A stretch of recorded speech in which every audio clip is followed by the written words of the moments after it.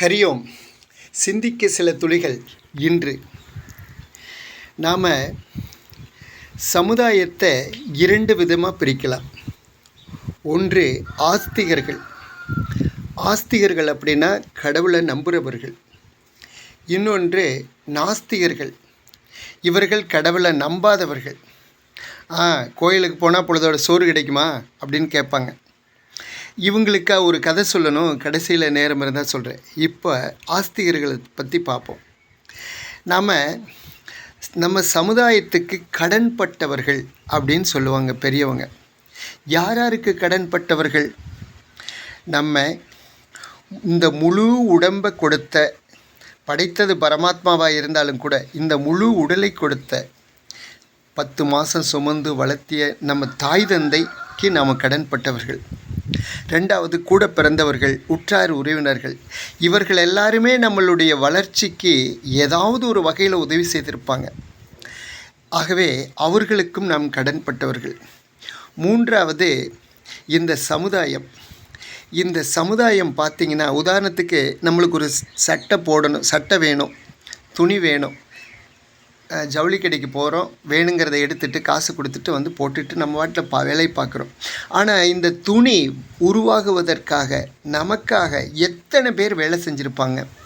உதாரணமாக ஒரு பருத்தி விதையை காட்டுக்குள்ளே ஊனுனுடனே வந்துருமா, அது தண்ணீர் பாய்ச்சி, களை வெட்டி, மருந்தடித்து, உரம் போட்டு, திரும்ப மேலே வந்த உடனே அதை பருத்தியை பறித்து மூட்டை கட்டி கொண்டு போய் விற்க வரையில் தோட்டத்துக்குள்ளே மண்ணில் எத்தனை பேர் வேலை செஞ்சுருப்பாங்க.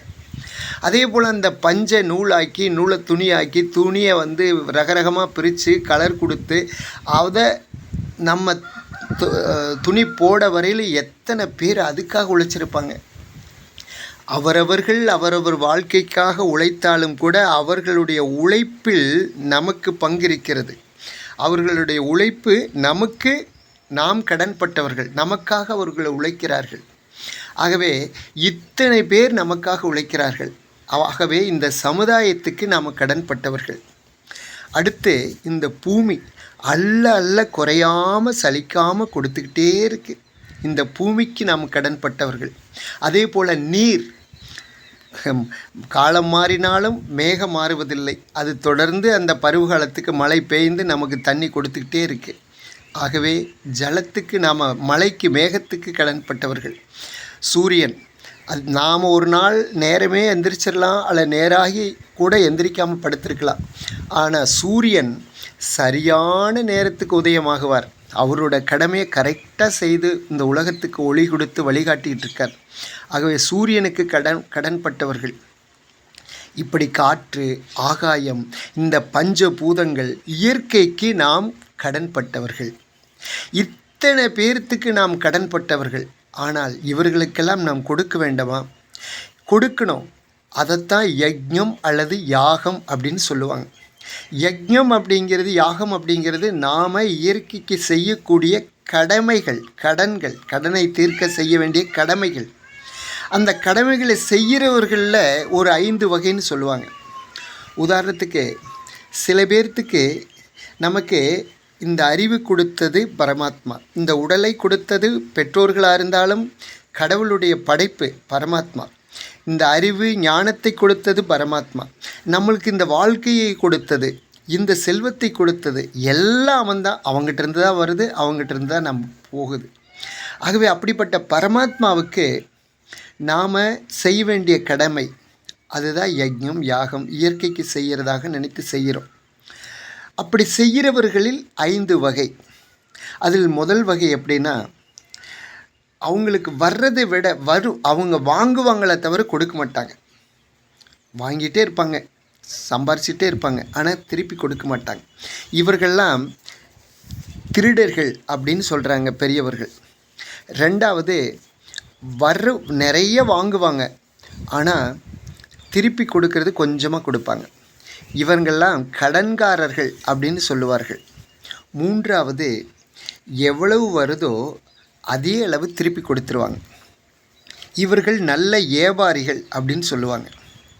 4வது வகை, வாங்குவார்கள், வாங்கிறதுக்கு மேலே திருப்பி கொடுப்பார்கள். இவர்களை உயர்ந்தவர்கள், உத்தமர்கள் அப்படின்னு சொல்லுவாங்க. 5வது வகை வாங்கவே மாட்டாங்க, திருப்பி மட்டுமே கொடுப்பாங்க. இவங்க அதியுத்தமர்கள். இந்த பூமியில் இவர்களால் தான் நல்லது கெட்டது எல்லாமே நடக்குது. அப்படிப்பட்ட அதி உத்தமர்கள். இப்படி 5 வகை மனிதர்கள் உண்டு. நம்ம வாங்கிறது அப்படின்னா எங்கிருந்து வாங்குகிறோம்? இறைவன் கொடுப்பது நமக்கு வருமானமாக, பொருளாக, செல்வமாக அவன் கொடுக்கிறார். நாம் நினச்ச உடனே எதையும் சாதிச்சிட முடியாது. நம்ம உழைத்தாலும் ஒரே மாதிரி பல பேர் உழைப்பாங்க, எல்லாத்துக்கும் ஒரே மாதிரி பலன் கிடைக்குதா? அது அவனுடைய கடமை, அவனுடைய கடன், அவனுடைய கருணை, அதனால் கிடைக்கிது. ஆகவே இந்த 5 வகை மனிதர்கள் இருந்து நாம் எந்த வகை அப்படிங்கிறத நீங்கள் புரிஞ்சுக்குங்க, நீங்கள் யோசிங்க. அதுதான் இன்றைய சிந்தனை.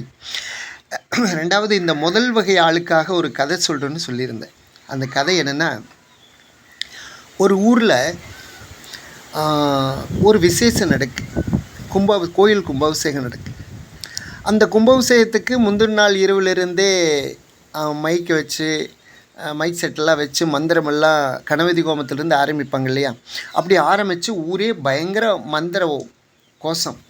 ஆனால் இந்த கோயிலுக்கு பக்கத்தில் ஒருத்தருக்கு நாஸ்திகர், கடவுளை வெறுப்பவர். அவருக்கு இந்த மந்திரமெல்லாம் பயங்கர சத்தமாக இருக்குது. சத்தம் போடுறார் கோயிலில். நான் பக்கத்தில் தூங்குறதா வேண்டாமா, ஏன் இப்படியெல்லாம் மைக்கு வச்சுக்கிட்டு கத்துறீங்க அப்படின்னு. எப்பா, கோயில் கும்பாபிஷேகம் நடக்குது, நீ கத்துறான்னு சொல்கிறியே. கோயில் கும்பாபிஷேகம் நடந்தால் நீங்கள் செய்யுங்க, அமைதியாக செய்யுங்க, என் தூக்கத்தையும் கெடுக்குறீங்கன்னு. இல்லை, ஊர் மக்கள் எல்லோரும் இந்த மந்திர ஓசையை கேட்கணும், இது கேட்டால் புண்ணியம். என்ன புண்ணியம்?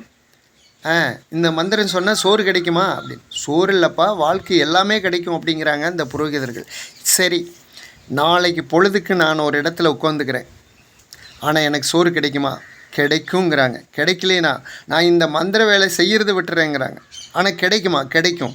நீ நாளைக்கு எந்த வேலையும் செய்யாத உனக்கு சோறு கிடைக்கும் போ அப்படின்றாங்க. அவன் போகிறான். வீட்டில் உட்காந்துருந்தா ஒரு சமயம் கோயில் பிரசாதம்னு கொண்டு யாராவது கொடுத்தாலும் கொடுத்துருவாங்க. நம்ம போய் காட்டில் உட்காந்துக்கலான்னு காட்டுக்கு போகிறான்.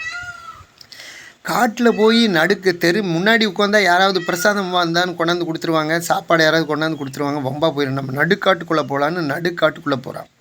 நடுக்காட்டுக்குள்ளே போய் கீழே உட்காந்தா யாராவது நம்மளை பார்த்துருவாங்கன்னு மரத்து மேலே ஏறி உட்காந்துக்கிறான். அப்போ தான் ஒரு சம்பவம் நடக்குது. என்ன அப்படின்னா, அந்த வழிபோக்குனவர் தான் வந்தான், கோயிலுக்கு வந்தான், சாப்பிட்டான். யாத்திரை போகிறவன். சரி, இந்த வழியில் சாப்பாடு கிடைக்கலன்னா என்ன பண்ணுறதுன்னு ஓட்டு அந்த கோயில்லையே ஒரு 2, 3, 5, 6 பொட்டணங்கள் கட்டி, சாப்பாட்டுக்கு இவனுக்கு தேவையான ஒரு 2 நாளைக்கு தேவையான பொட்டணங்கள்லாம் கட்டி மூட்டையை கட்டிக்கிட்டு யாத்திரை கிளம்புறான். யாத்திரை கிளம்புனவன் சலிப்பு, இருட்டு ஆயிடுது. சரி, கொஞ்சம் நேரம் படுக்கலான்னு சொல்லிட்டு அங்கே அந்த அவன் மேலே மரத்தில் உட்காந்துருக்கான் பாரு, அந்த மரத்துக்கே வர்றான். கொஞ்சம் காட்டுக்குள்ளே உள்ளே போய் படுத்துக்குவோம், அப்போ தான் பிரச்சனை இல்லைன்னு அந்த மரத்தடியிலே படுக்கிறான். சாப்பாட்டை வச்சுட்டு நல்லா தூங்குறான். தூங்கி எந்திரிச்சுவான். ஐயோ வெடிஞ்சு போச்சே, நேரம் ஆச்சுன்னு எந்திரிச்சு ஓடிட்டான். சாப்பாட்டை விட்டுட்டு எந்திரிச்சு ஓடிட்டான். இப்போ சாப்பாடு கீழே கிடக்கு. அதே இடத்துக்கு சில திருடர்கள் வர்றாங்க, 4-5 பேர் வர்றாங்க. அவங்க திருடின காசையெல்லாம் பங்கு போடுறாங்க. பங்கு போட்டுட்டு என்னமோ அங்கே மூட்டை இருக்குதே அப்படின்னு பார்க்குறாங்க. பிரித்து பார்த்தா சாப்பாடு.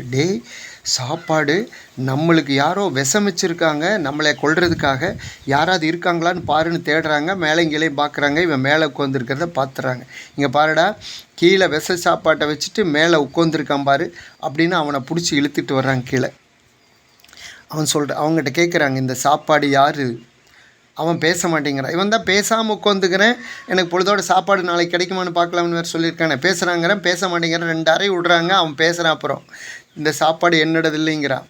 பொய் சொல்கிறா இவன். நம்மளுக்கு விஷமிச்சிட்டு நாம் சாப்பிட்டு எப்படி சாகணும்னுங்கிறதுக்காக மேலேறி உட்காந்துருக்கான்னு சொல்லிவிட்டு மறுபடியும் 2 அடி உழுகுது.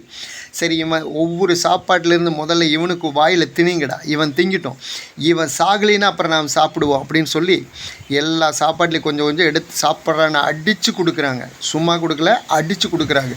அடித்து இவன் சாப்பிட்றான். சாப்பிட்ட பின்னாடி இவன் சாகலை. அப்போ நாம் சாப்பிடுவோன்னு அவன் சாப்பிட்டுட்டு அவங்க கிளம்பிடுறாங்க. இப்போது இவனுக்கு சாப்பாடு கிடைத்தது எப்படி? யோசியுங்கள். நன்றி, வணக்கம்.